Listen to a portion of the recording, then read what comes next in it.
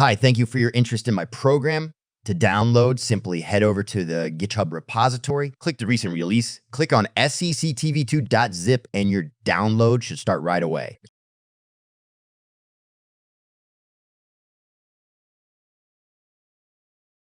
Once you have the archive downloaded, create a directory on your drive, open the directory, unpack all the files in the archive. Start the application using the executable file. I'm going to use the auto installer feature. Click the button and select an installation directory.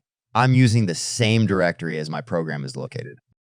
Click on new server and wait for the application to communicate with Steam's database to get all the servers set up. This may take some time depending on your connection speed and Steam's response time. When the server list has been set up in the application, we can go ahead and select a server to install. I'm going to install Valheim server. For this, I use the search function to simplify the selection.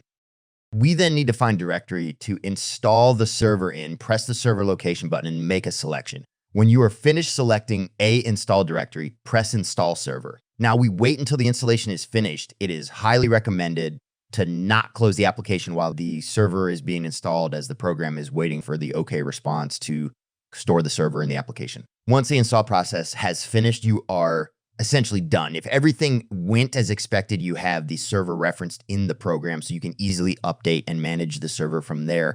The setup process should still be configured on your end. That's up to you.